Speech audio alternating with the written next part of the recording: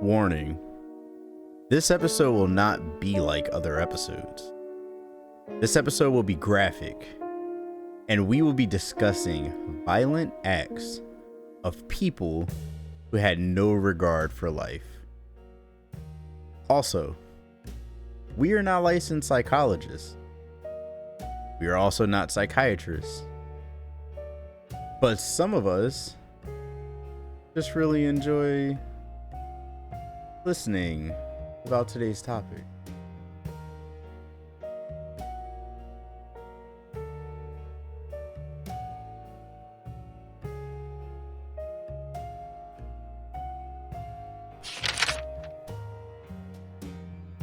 Yo, what is up, friends? Welcome back to the Nerd Guys Podcast. It's Spooky Month, so you know what that means. Time for me to be paranoid sitting here while I do the stream or while we record the episode. Yeah, I mean...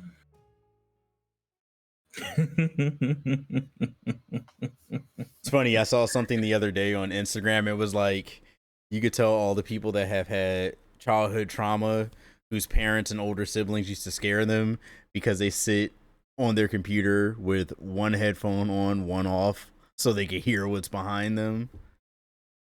Yeah.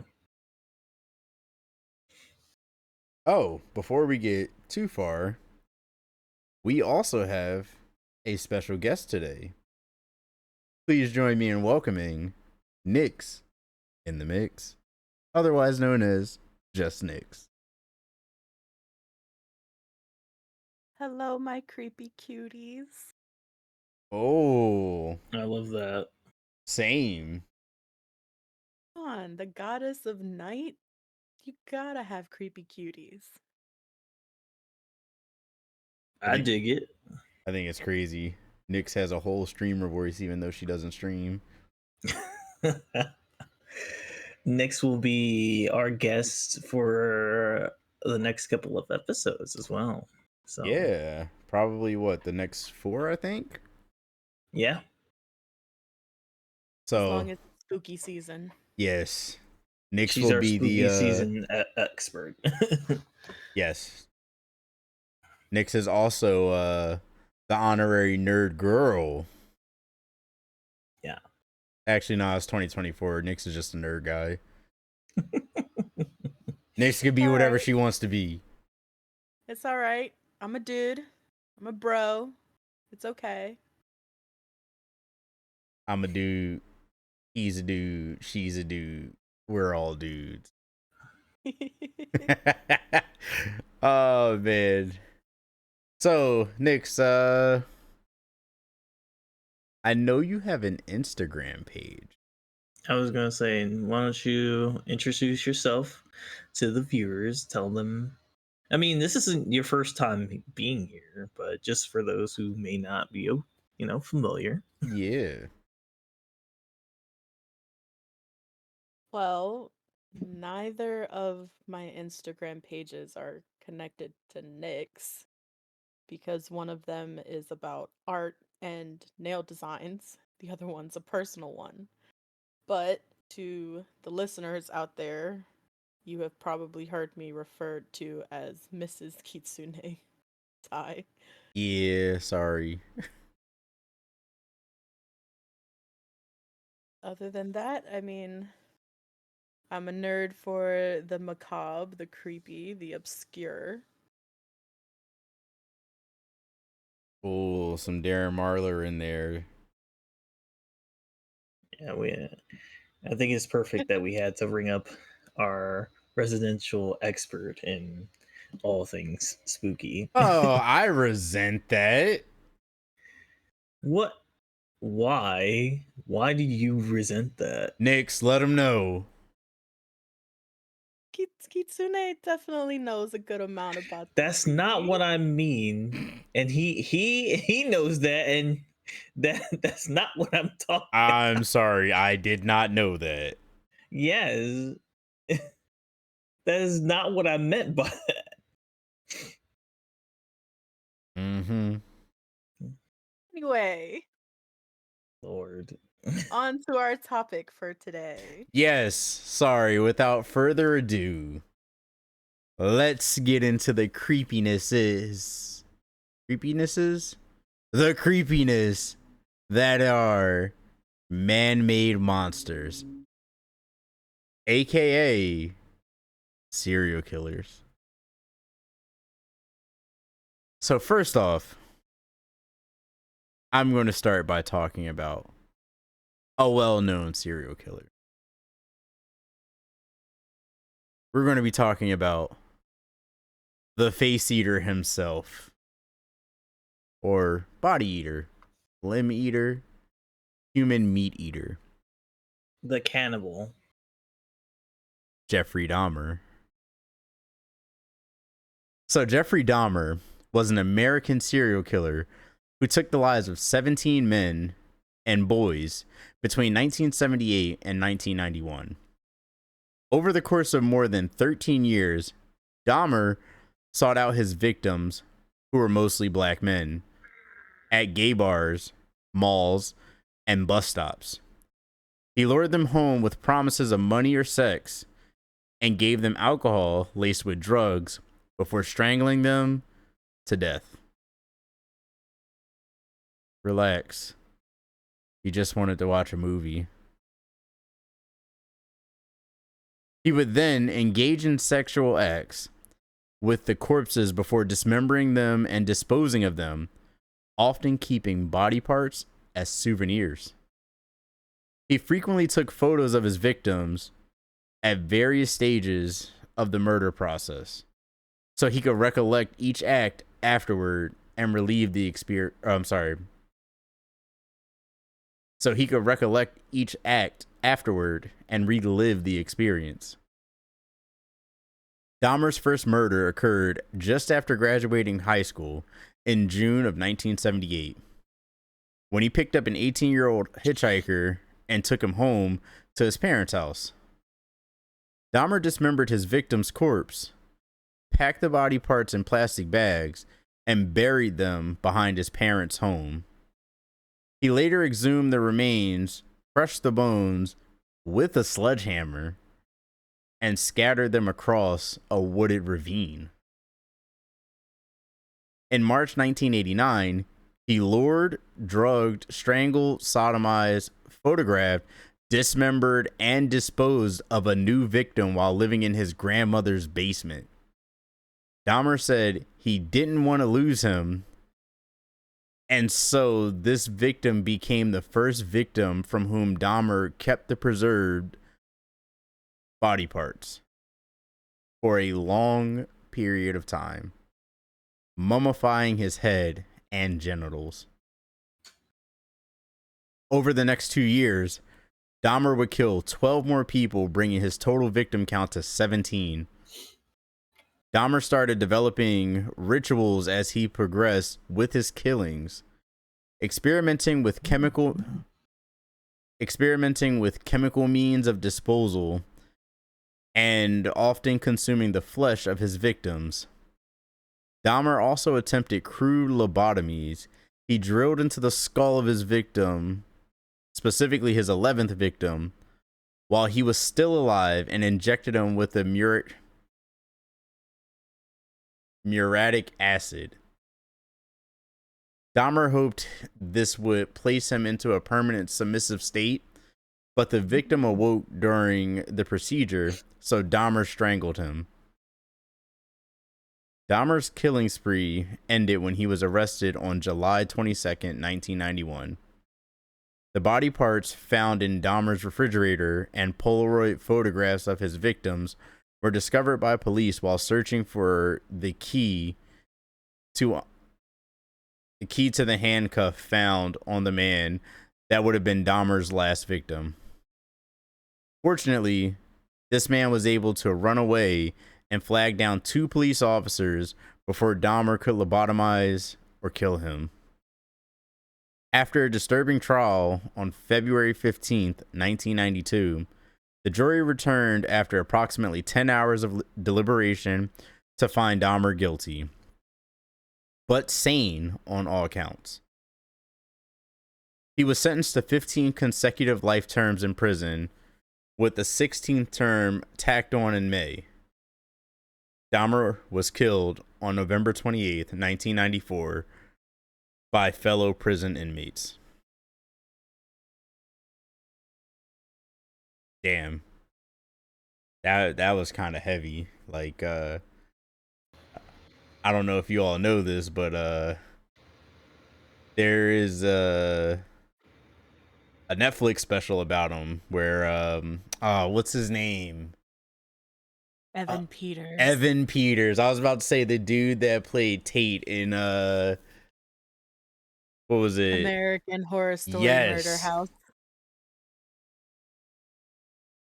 Yes. Oh man, like it's so weird. He's such a like creepy actor, but sitting here talking about it made me kind of like relive that series because it's like, oh, how can it makes you wonder how someone can just be like that detached from connection or that detached from connections between people to just do something like that. That's kind of crazy. Yeah, that was definitely something. Oh my goodness.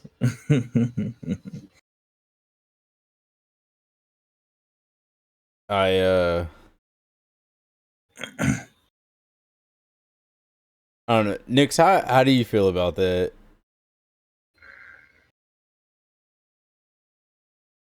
Well, to be honest, for the listeners out there, if you want to understand Bundy, or my bad, if you want to understand Dahmer a bit better, there is more information about his childhood and his relationship with his parents that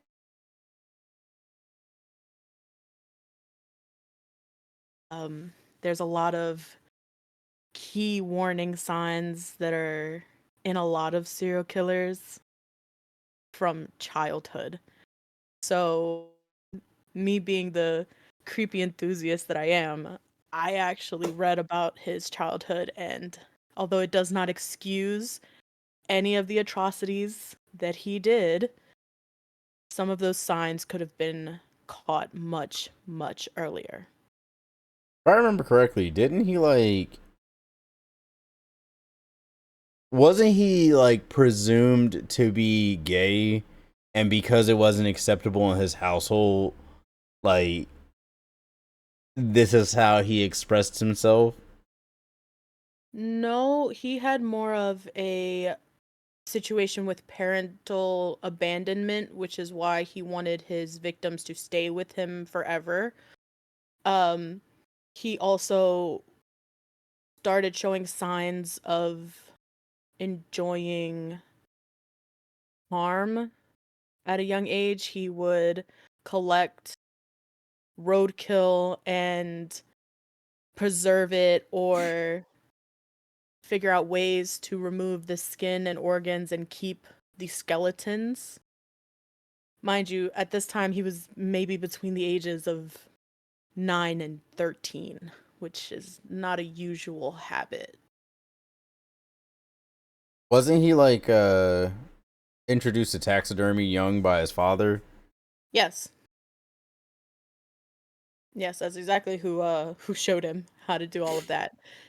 He said that it was one of the key moments for him to bond with his father because otherwise his father was at work. Right. So you guys, this is what happens when you go out to get milk and you sparingly come home, or you treat your kids like Goku treated Gohan. This is what happens when there is no Piccolo. Well, let's keep rolling with the next monster. Ted Bundy. I'm sure lots of you have heard that name before. But let's talk about him just in case you don't know. If your parents have ever told you, don't talk to strangers, they may have saved your life. Some nefarious people have used their looks or even faked an injury to lull unsuspecting victims into a state of false security.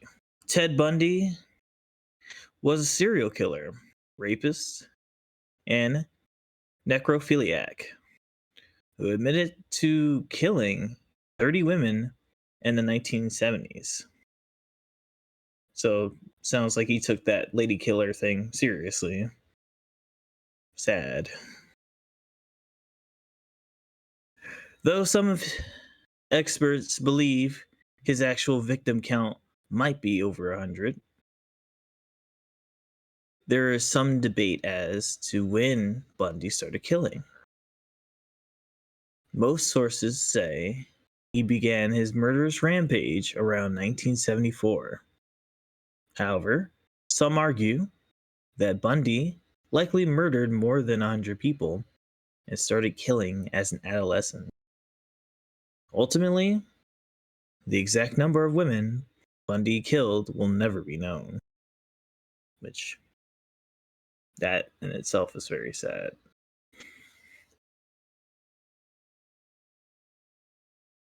In the fall of 1974, Bundy moved to Utah to attend law school, and women began disappearing there.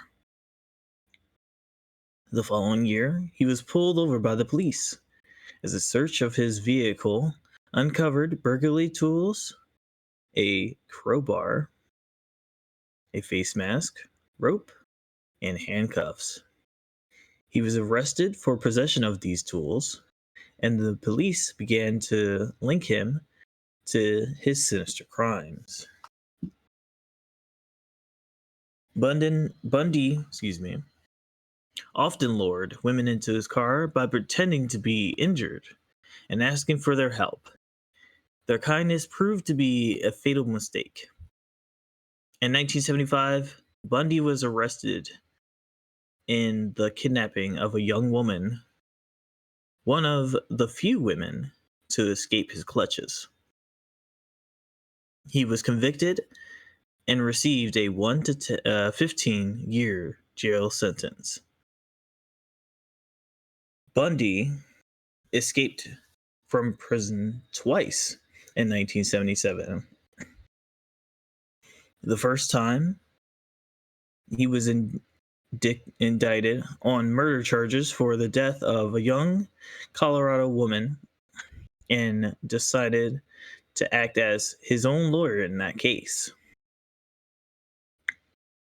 During a trip to the courthouse library, he jumped out of the window and made his first escape. He was captured 8 days later, and then in December, Bundy escaped from custody again.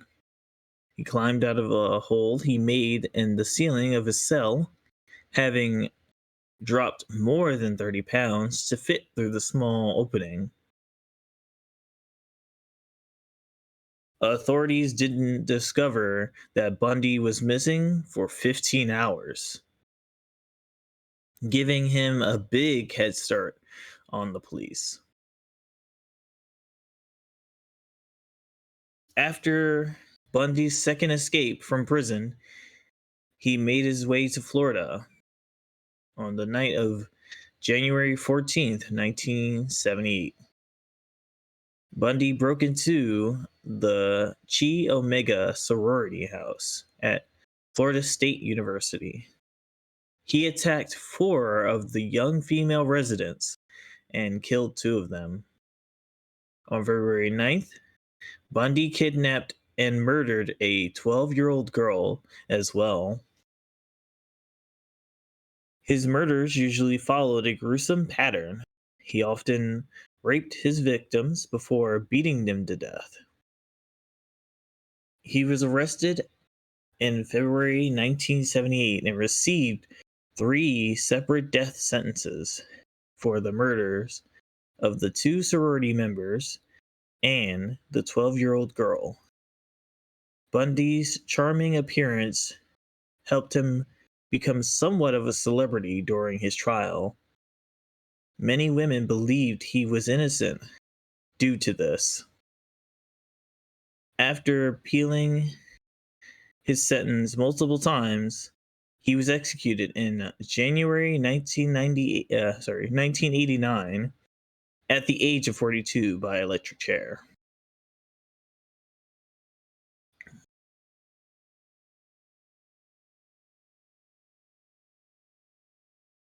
Guess you should never trust a pretty face. Bro, That's right. wasn't that the dude that Ted Bundy was who Zac Efron played, right? Yes, that's Yeah. exactly right. Yeah. And we're talking about, I guess, young Zac Efron. It was kind of creepy watching him play that role because, like, he was actually pretty charismatic. And, like, I guess in today's term, man had all the Riz. He had ultimate Riz. He was ultimate Riz Lord, level 9,000. Yeah, but like that's the type of man that Ted was, and it kind of speaks very volumes into don't judge a book by its cover. To be The honest, fact- Oh, go ahead. no, I was gonna say, to be honest, that's what always scared me about dating a little bit, because like if you go home with somebody, you don't know who you're going home with. You know the person that they showed you they are. But I guess it's like you kind of have to take that chance. Mm-hmm. Of course, never be afraid to get to know someone. Of course, that's not the issue here. It's just be careful. It's all. Throw a little caution into it. I mean, you could do what I do. If you're going on a first date, take a picture of the person with their name and possibly their license plate and send it to someone you know really cares about you and would be worried if you didn't call. You say if you didn't call or what? Call or text within 24 hours. Oh yeah. What's it? AKA, after a date, you tell someone that you got home safely. You don't do that within 24 hours, they send up warning flags. Yeah, I think Bundy was interesting because man had an ego issue. At least from the way that they portrayed him in his special on Netflix. Like he had an ego issue. Like he thought he was the smoothest mofo in the world. Oh, he thought he was above the law. He thought because he's charismatic, because he's good looking, he can get away with anything. That he And deserves to get away with anything. considering that he acted as his own uh lawyer, I can see that. Pretty sure that was because he hadn't he been like studying or reading law books in prison when he went the first time?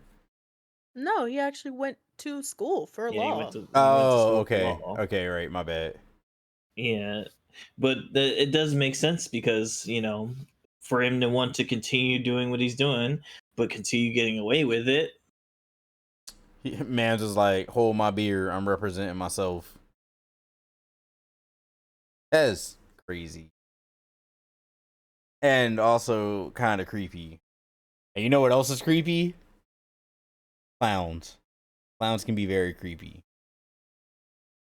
Speaking of clowns, our next monster. Clowns were once a treat to children, running around the circus or enjoying the county fair. The lovable characters with their painted faces and colorful attire brought smiles to those who watched their acts. But one man changed how the world views clowns with his despicable acts. His despicable acts. Hiding behind the visage of Pogo the Clown was a terrifying truth that left many horrified and dozens dead. If you don't know who we're talking about Pogo the Clown himself, John Wayne Gacy. So for all of you who didn't get that Eminem bar where he said, "I'm a clown like John Wayne Gacy," yeah, this is the guy. As an adult, Gacy was well liked in his community. He organized cultural gatherings as well as being a member of the Chicago area Jolly Joker Clown Club, a tongue twister, and frequently performing in clown attire and makeup. His alter egos were known as Pogo the Clown or Patches the Clown. Once arrested, it was noted that Gacy remarked, "Clowns can get away with murder." In 1968, Gacy was accused of sexually assaulting a teenage boy and attempting to assault another. He vehemently denied these accusations, and some community members believed him over the victim. Gacy was convicted and received a 10-year prison sentence. Sadly, seen as a model prisoner, Gacy was released on parole in the summer after serving only 18 months of his sentence. However, Gacy was arrested again the following year after another team claimed he lured him into his car and drove him to his house, where Gacy tried to force him into sex. In 1971, Gacy started a construction business which grew rapidly and became financially successful. Most of his employees at PDM Contractors were high school students and young men. Oh my God. All right, wait. Pause. So, Mans is a known sex offender. He likes A minors. And you're telling me that he starts a construction business, it gets really popular, and the people that he's hiring are high school students and young men. Were there no red flags? You gotta remember, this is the 70s. There's not really a sex offender registry at the time. I don't know. Oh yeah, plus, men were men, and men couldn't have sexual acts happen against them against their will because it didn't happen if you liked it. Yep. Ugh, disgusting. Anyway, he hired high school students and young men who he would proposition for sex, sometimes under the threat of violence. Many of these employees would later become his victims. Gacy committed his first known murder in 1972 in the month of January, after he lured a 16-year-old to his house, you guessed it, for sex. When Gacy noticed the young man in his doorway holding a knife, he rushed to attack him, wrestling the knife away and stabbing him to death. It was only afterward that Gacy realized that the young man hadn't been attacking or threatening, but rather was holding the knife because he had just made them breakfast. Due to this first interaction with the murderer, Gacy. Due to this first interaction with murderer Gacy, sorry.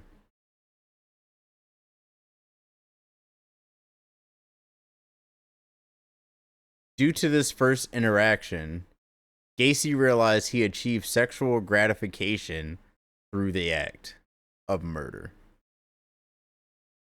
Gacy was actively murdering young men and boys from the year 1972 to 1978. Within those years, it was recorded Gacy raped, suffocated, and murdered 33 victims. The youngest victim was reported to be only 14 years old when he fell into Gacy's hands. Most of his victims were buried on the property, with several placed in an old what sorry.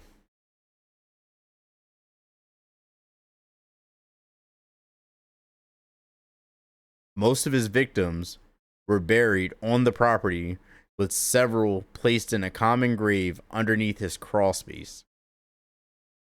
One of his victims, a 17-year-old PDM employee, told his family that Gacy had earlier ordered him to dig trenches in the crawl space at his home. Unbeknownst to him, it would eventually become a mass grave.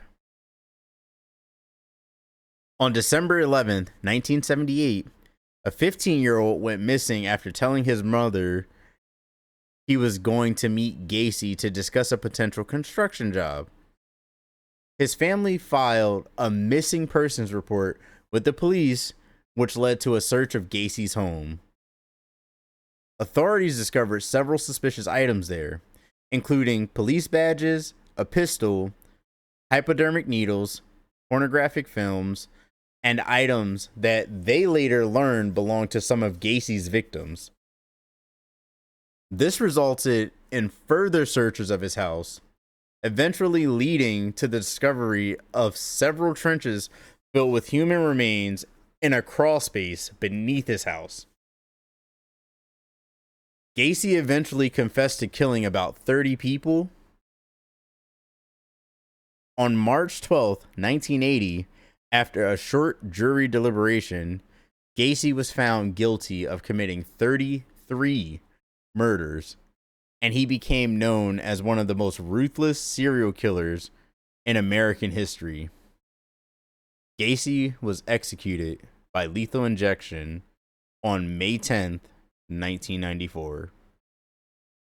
As of 2021, 6 of the victims are still left unidentified. That is wicked. Like, damn. Like, all right, so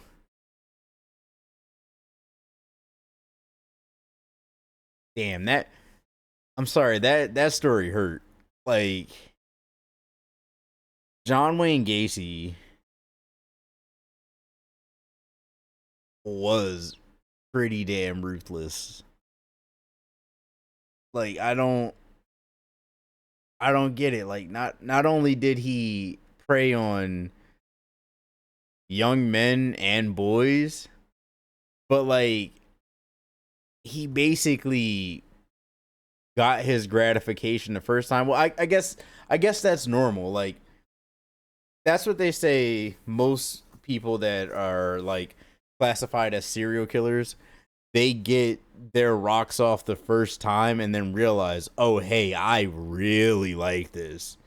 I really want to keep doing this. And it's like they get that high and then come down and they go dormant for a while. And then they got to do it again. And then they go dormant for a while. And then they do it again. But there are some people that just do it over and over and over and over again in succession, which causes either them to like be like, oh man, I can't stop. I want to stop. So they start leaving clues, like hints, aka calling cards, which become like their thing. Sort of like I'm gonna point to the Zodiac killer, even though no one ever identified who they were. But you guys get what I'm saying? Yeah. Yeah. I can't really add anything to that. I agree with you. There are some serial killers that recognize that they're suffering or dealing with some sort of compulsionary sickness where they do kind of leave clues or haunt the police. Some have even actually helped the police not meaning to catch themselves, I guess. Because they technically want to get caught. But there are some that don't see it as a problem. They do it gradually until it becomes a obsession where they have to do it in such quick succession to get that high that they originally got until they become sloppy and get caught. Wasn't that like that was kind of like the case of Dahmer because like he got that gratification and he just kind of like started thinking that, oh yeah, I got good at this, let me do it again just to test and see if I can get away with it. I mean, kind of. It happens commonly. It's it's an addiction, honestly. They get that first hit, they enjoy it so much, they stop themselves out of some sort of guilt or um understanding that it's not normal. Then eventually they want that high again, so they do it again, but it's not the same, so they have to do it more and more and more. Which, much like any high, that's basically what happens. Your body gets used to the feeling or the sensation, and you know, then eventually it's gone, and you're never going to get it again. But you keep doing it, hoping that you will. Or you up the ante.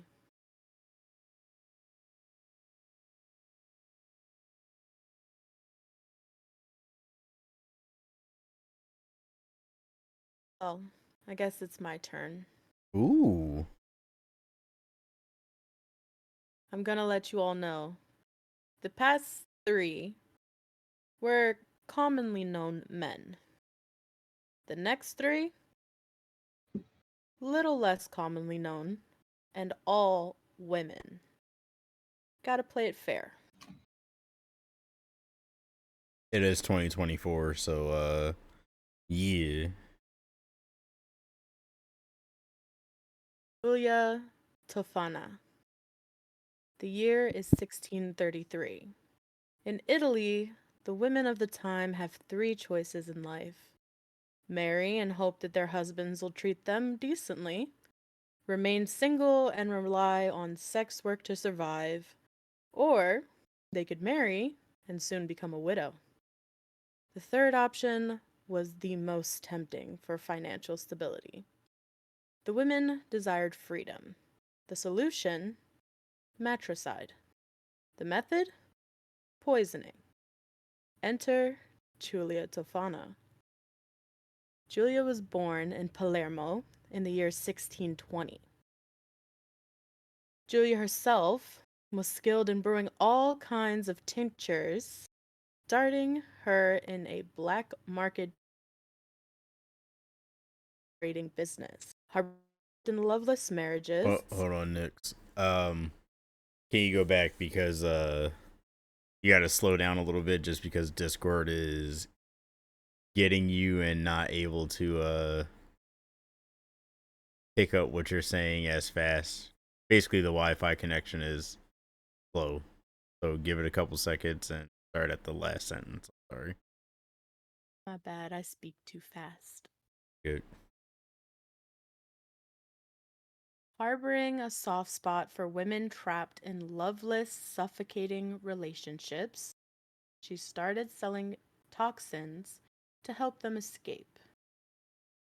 Julia launched an underground ring of criminals from her apothecary shop. To those not in the know, her business was cosmetics. She sold powders and liquids to enhance women's beauty. Easier to disguise her best-selling product, Aqua Tofana. Sorry. Start that sentence over. It got you again.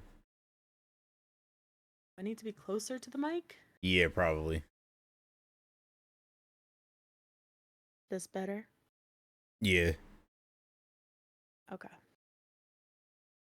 That front made it easier to disguise her best-selling product, Aqua Tofana. Aqua tofana was a coveted face cream like substance used by Italian ladies looking to preserve their youth.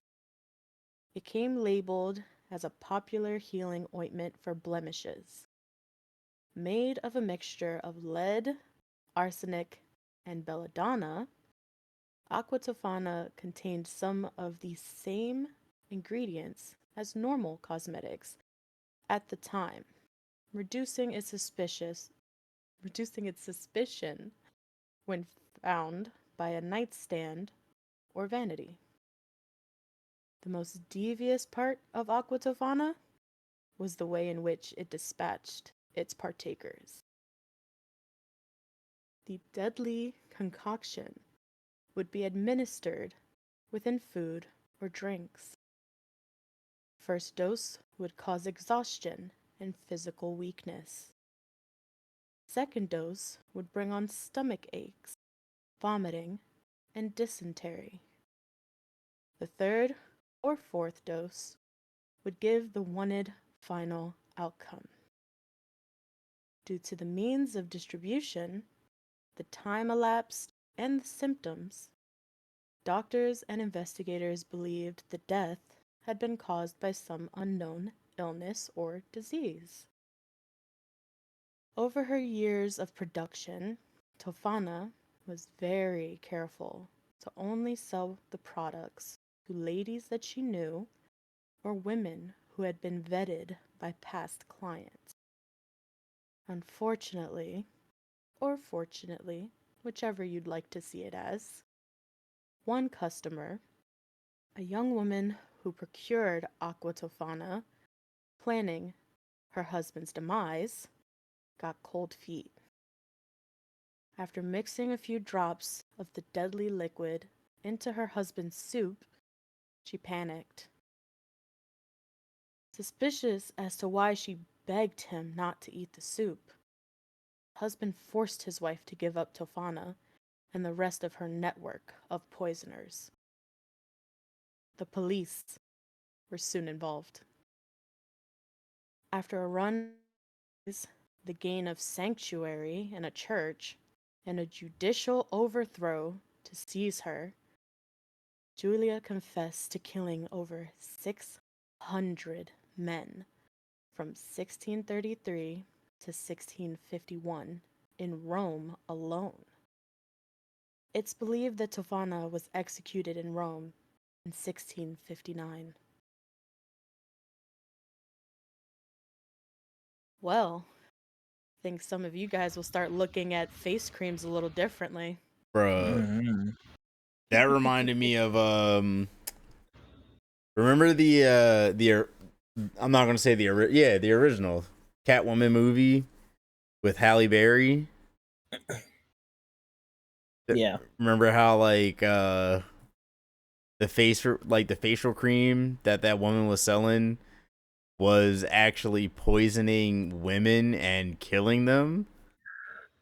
Yeah. I wonder if that's related. Technically, in that movie, the longer you use the face cream, the stronger it made your skin. If you stopped using it, it killed you. Ah, okay, I guess that's where the differences are. But I guess at least from what I heard, like what I remember, women are more likely to poison. Men are more likely to bludgeon. You know what I mean? So I can give you a reason for that. It's not the best reasoning. Um, so women tend to poison because it's easier and they're not trying to get a sexual gratification out of it. So they don't need to be close to the body. While notoriously, men serial killers want the satisfaction. They want to see the light leave the eyes, or they want to feel the last breaths. And they generally do it for sexual gratification. while women tend to kill more for financial reasons. Yeah, like financial gains, right? Yes, so a lot of female serial killers, they killed husbands for insurance policies, or they killed some of their patients for the financial gratification and the accolades, rather than male serial killers that do it for getting their jollies, basically. Getting their jollies. Yes.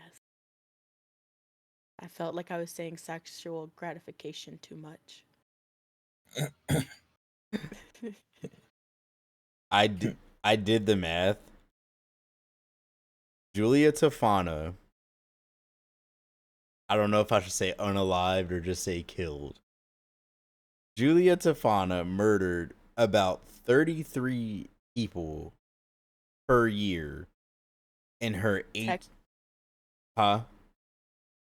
Go ahead. No, I was gonna say she killed about 13. Like the number is 33.33 over about an 18-year period from 1633 to 1651. But Except she didn't kill anyone. She gave others the means to kill, but she didn't make them drink it. I see what she did there. So she basically sold snake oil. Mm, Oh, it's more like selling someone a gun. yeah. I didn't make you shoot anyone. I just gave you the implemented weapon. I almost got a little political there for a second and went, huh. I wonder how many manufacturers out here have that much blood on their hand then. It just so happened that they put all the blame on Tofana because She was she a was woman. killing and she was helping kill wealthy men. It's not like peasants were coming to her and getting her expensive cream to kill off their peasant husbands. It was women of wealth who were sick and tired of their men cheating and beating on them. So, empowerment. There are better ways to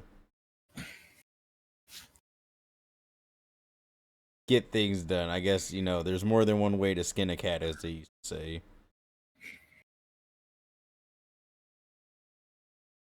And if you're experiencing any sort of mental or physical abuse from your partner, male or female, seek help. Yes, please do. We don't live Up, Discord got So, you. anymore. Sorry, what'd you say? We don't live in the 16 and 1700s anymore. Although yeah, some people would like us to. there are numbers and online websites that you can go to reach out for help if you do not have anyone close to you that can help you.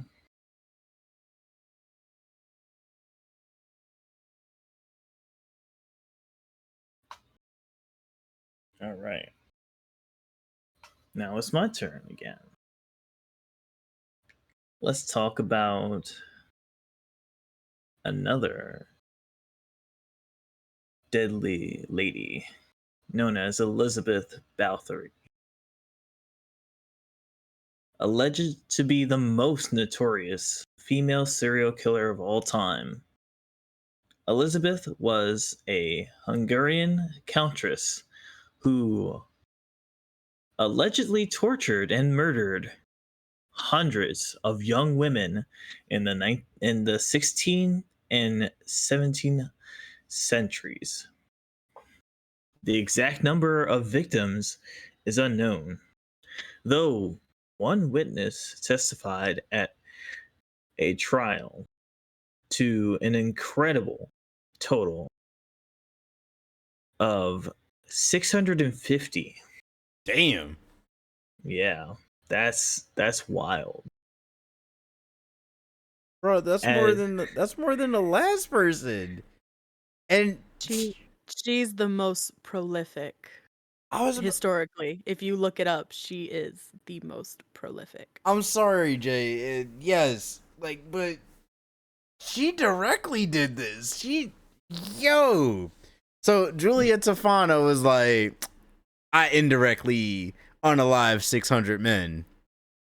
Elizabeth Bathory comes along and goes, Hold my wine. hold my wine, hold my glass. I got this. I'm sorry. Continue.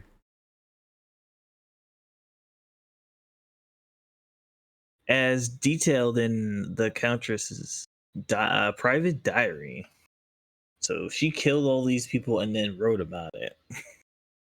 That's sinister.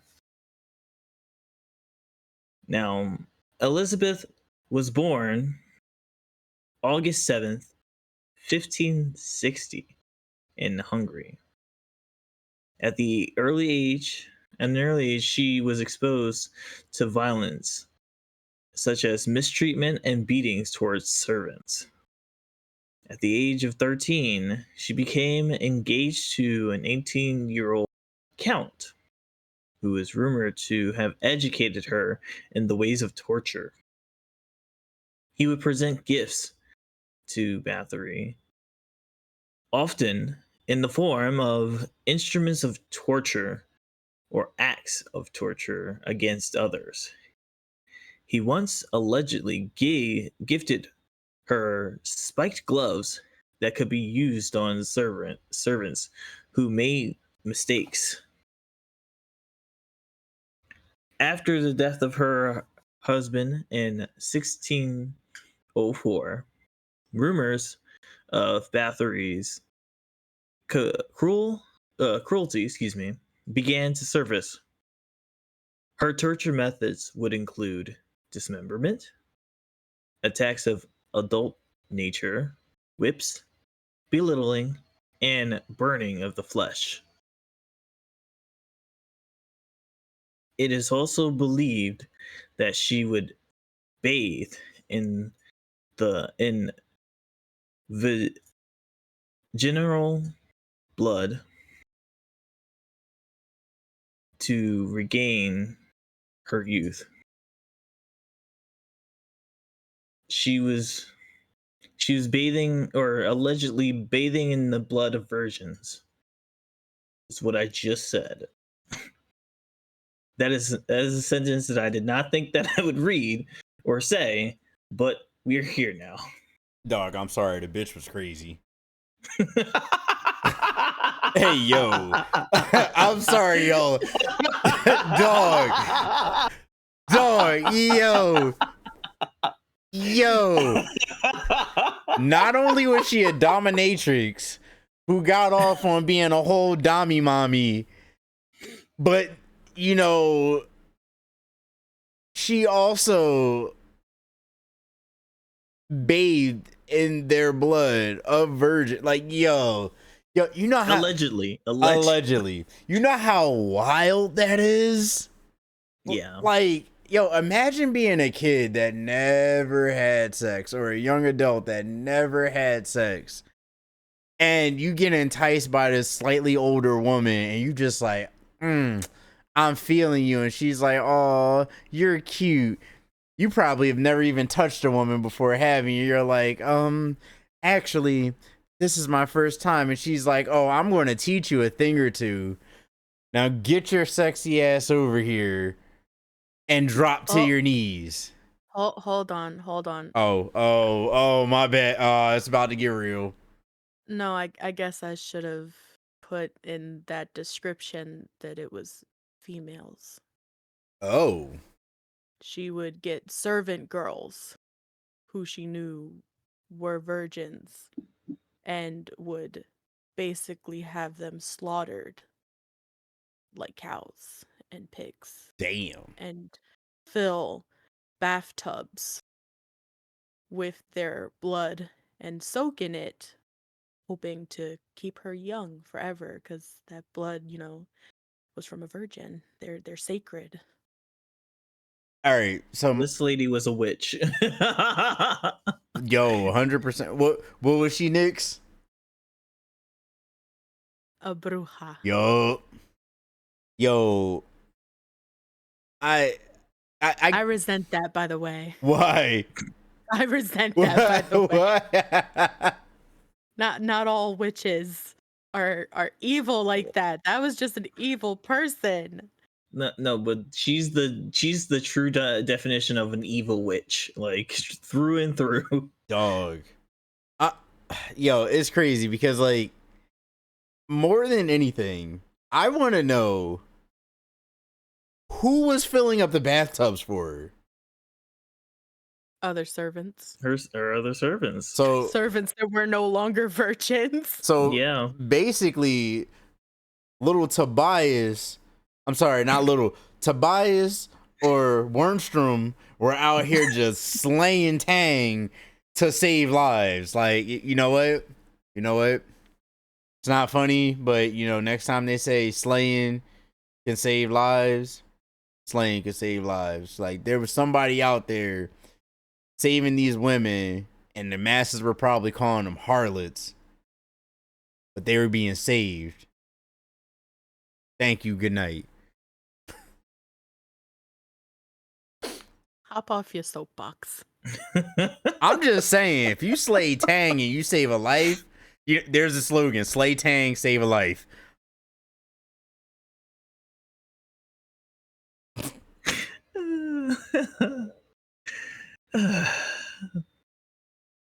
Although some disagree as to whether this is factual, there had been previous account of the murderous peasant women, but these apparently have been ignored. In 1609, there were claims made that she had slain women from noble families. This in turn attracted the king of Hungary. It was determined after disposition from people living in the surrounding area of her estate that Bathory had tortured and killed more than 600 girls with the assistance of her servants. On December 30th, 1609, Bathory and her servants were arrested. The servants were put on trial in 1611, and 3 were executed. Although never tried, Bathory was confined to her chambers within her castle due to her status as a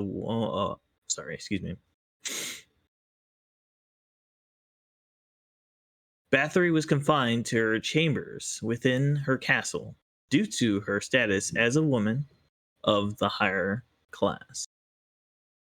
She remained there until she died on August 21st, 1614.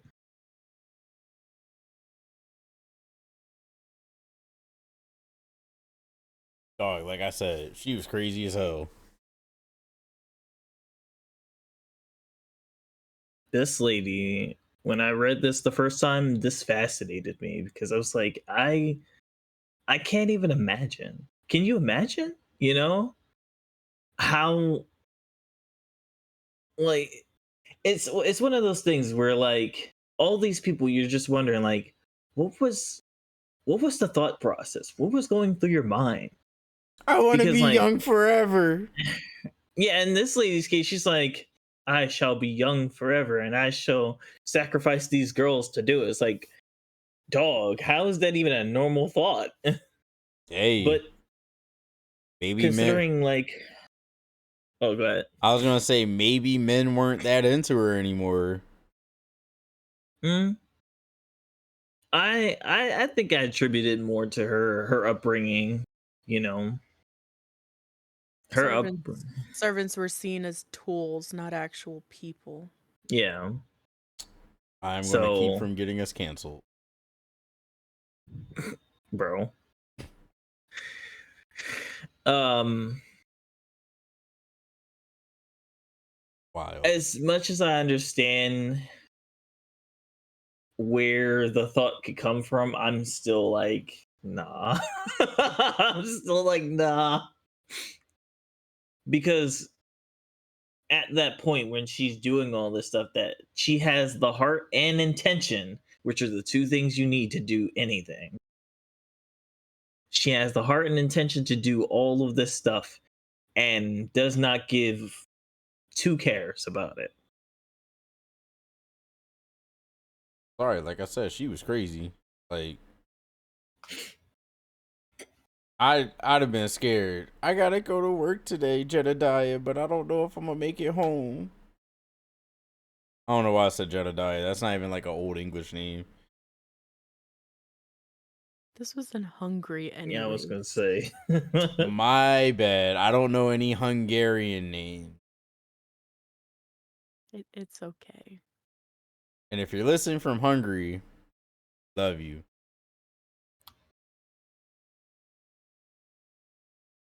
Well, since you called Elizabeth Bathory crazy, Oh no.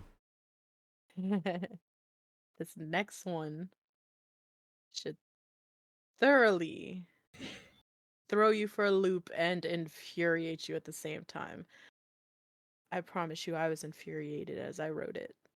Before you start, I want to say, one, you did an amazing job writing on all these people, and this last person that you wrote on, I was like, but how? But how? I feel like I'm in for a treat because I haven't read any of this yet. These are all first times for me. I promise you, by the end, you are going to be so upset. All right, let's go. Let's go. All right. Nestled in the heart of the French Quarter stands a mansion which can be called a testament to New Orleans' rich and yet sometimes gruesome history. The mansion is known for its stunning architecture, but it is the dark past that has given way to its haunted lore.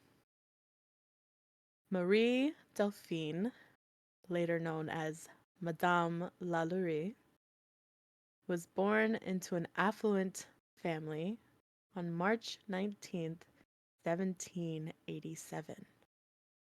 Her family were among the social elite of New Orleans. Delphine's upbringing was characterized by privilege and high societal standing. Her first husband, a high ranking Spanish officer, died suddenly while en route to Spain in 1804. Delphine, who was pregnant at the time, gave birth to their daughter shortly after his death.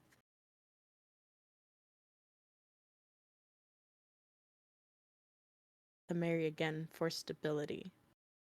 Her second husband Wait, I'm was a sorry. What did you say after death? Sorry. Now a young widow mother, Delphine was desperate to marry again for stability.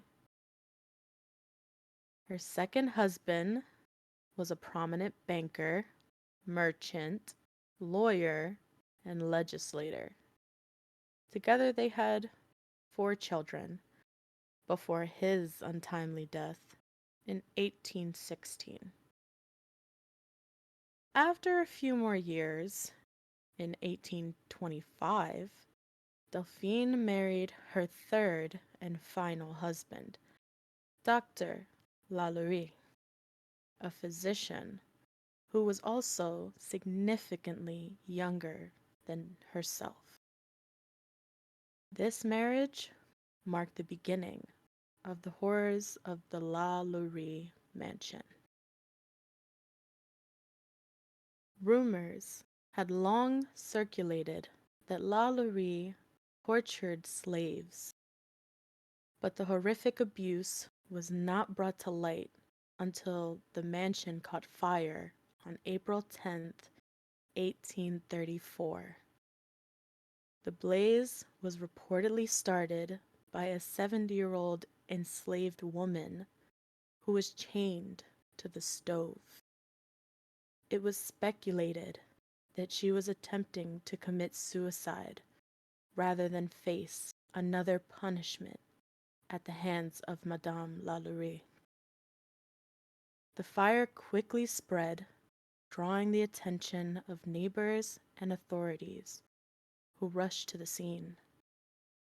As the fire was being extinguished, neighbors attempted to enter the mansion to help rescue anyone trapped inside. They were met with resistance from Madame Lalaurie, who vehemently opposed their efforts. This left many of the people helping baffled. The neighbors forced their way in, scouring the building in search of other enslaved workers. As they ascended to the attic, they made a horrifying discovery. In the attic, they found several enslaved individuals in a state of unimaginable suffering. They were malnourished, mutilated, and restrained in torturous positions. Some reports describe scenes of human suffering that were too horrible to imagine.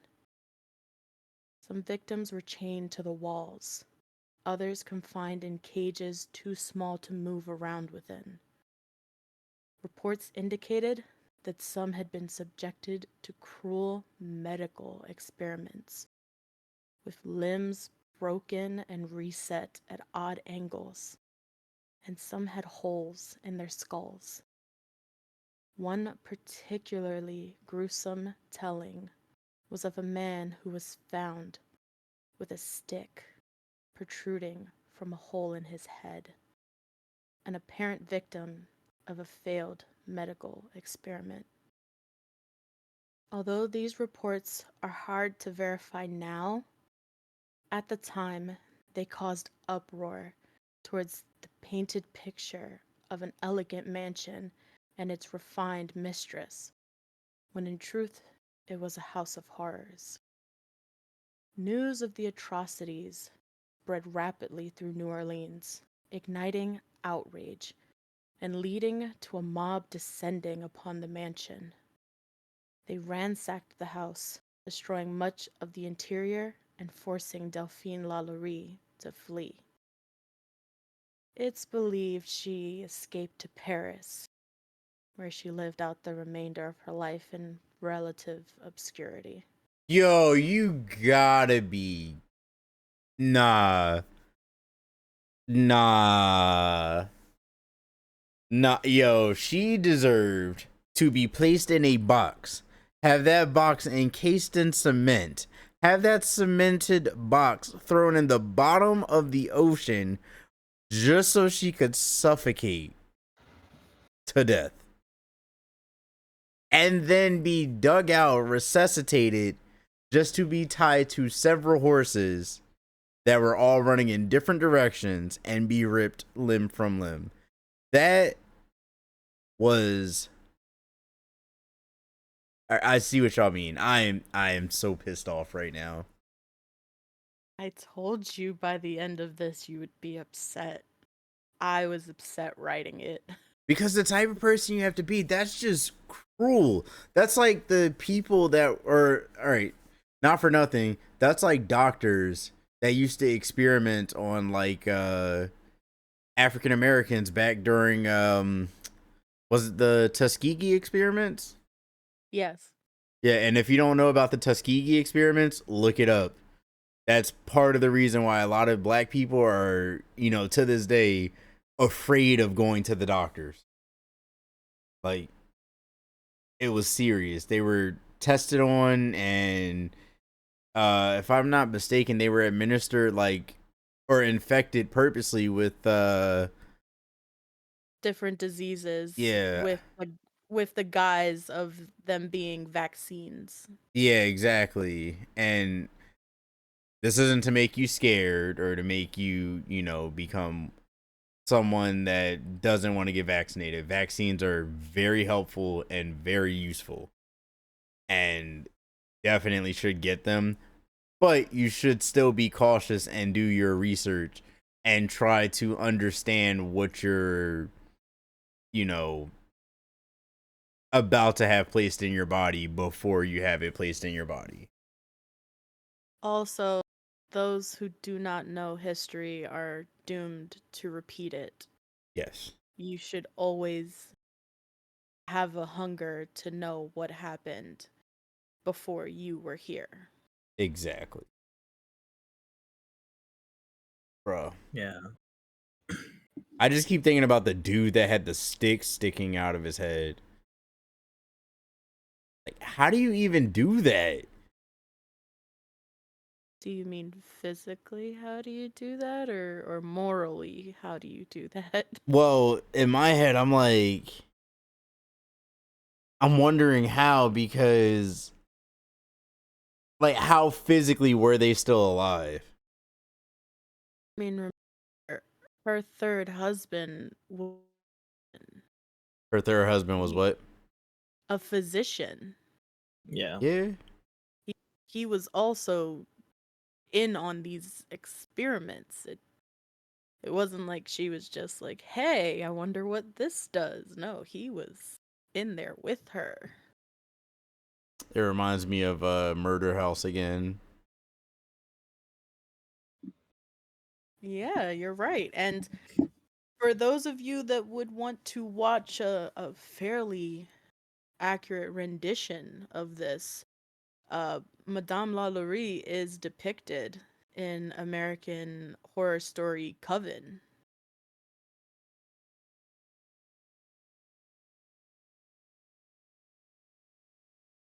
You know what? Good on her.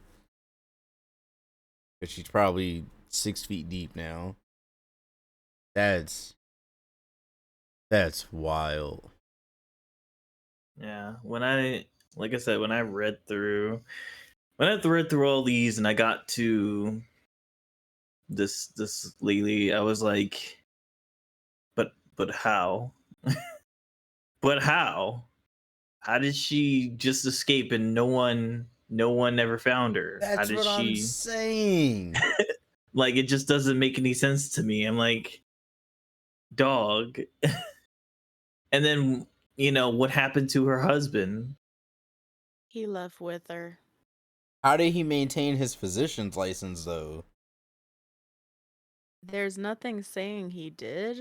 They both ran away to Paris, where technically the atrocities they committed may not have followed them. They could have gone by different names.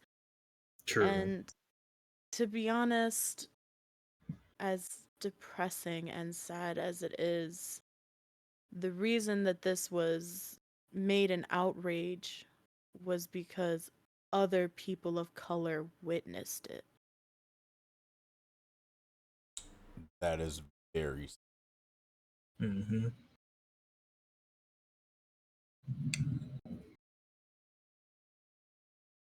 Well, everyone, it appears we have reached the end of this episode.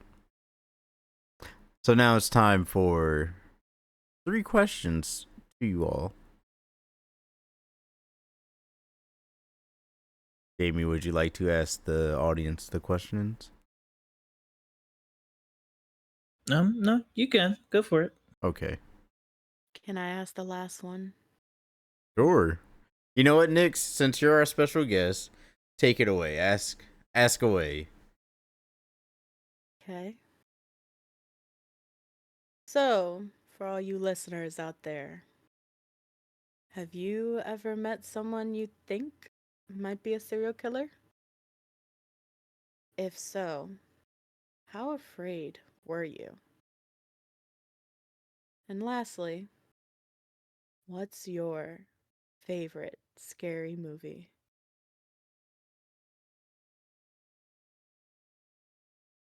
Until next time, everybody. I've been Kitsune Sai. I've been Jamie Shadow 9. And this is Nyx in the Mix. And we are out of here. Peace. Bye.